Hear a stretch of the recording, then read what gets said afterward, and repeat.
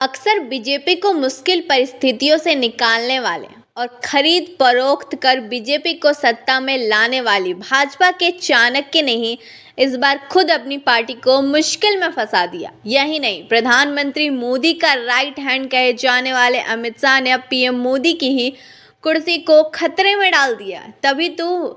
तभी तो मणिपुर जैसे संवेदनशील मामलों पर भी पिछले 1.5 साल से चुप्पी साधे बैठे पीएम मोदी इस मामले पर तुरंत सामने आ गए और अमित शाह का समर्थन करने लगे और यह कहने लगे कि अमित शाह के बयान को गलत तरीके से पेश किया गया।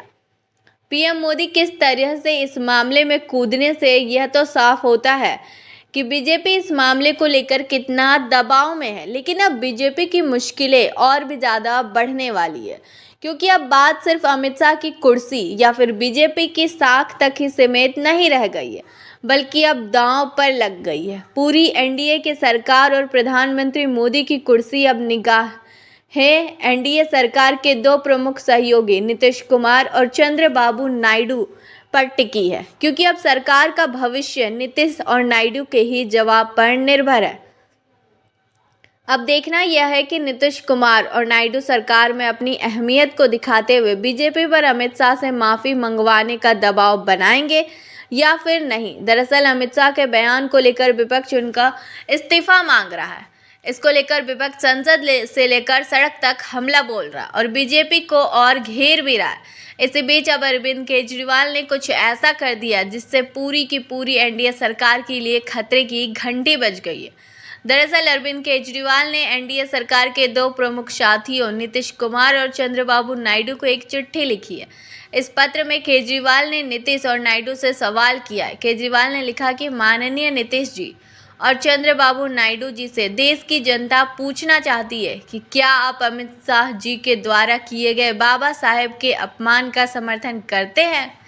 पत्र में तो काफ़ी कुछ लिखा है, लेकिन मैं उसके कुछ महत्वपूर्ण अंश आपको बताती हूँ। बिहार के सीएम नीतीश कुमार और नायडू को लिखे गए पत्र में केजरीवाल ने कहा कि अमित शाह के बयान से देश भर में करोड़ों लोगों की भावनाएं आहत हुई है।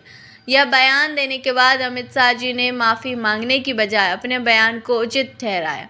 प्रधानमंत्री जी ने सार्वजनिक रूप से अमित शाह जी के बयान का समर्थन किया। इसने जले पर नमक छिड़कने का काम किया। लोगों को लगने लगा है कि बाबा साहेब को चाहने वाले अब बीजेपी का समर्थन नहीं कर सकते। आप भी इस पर विचार करें। तो इस चिट्ठी में आप सोचिए कि किस तरीके से अरविंद केजरीवाल ने घुमा फिरा कर कह दिया है कि बाबा साहेब का जो अपमान करेगा उसके साथ जो है आप नहीं रह सकते।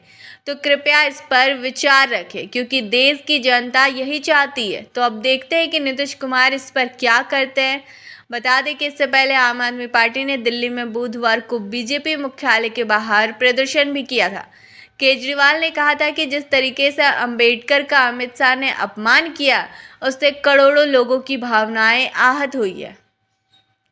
मैं व्यक्तिगत रूप से आहत हुआ हूँ। मेरे जैसे करोड़ों लोग हैं जो अंबेडकर साहब को अपना आदर्श मानते हैं, उनके बताए हुए रास्ते पर चलने की कोशिश करते हैं। जब भी कभी ज़मीन पर मुझे कठिनाई महसूस होती है, उनकी जीवनी उठाकर पढ़ लेता हूँ। उनका संघर्ष हमें प्रेरणा देता है। केवल मेरे लिए नहीं, आम आदमी पार्टी भी बाबा साहेब अम्बेडकर के जीवन और बताए गए रास्ते पर चलने की कोशिश करती और मेरे जैसे करोड़ों लोग हैं जिनके आदर्श है बाबा साहेब अम्बेडकर। उन सभी करोड़ों लोगों की भावनाओं को आहत किया गया है अमित शाह जी के द्वारा।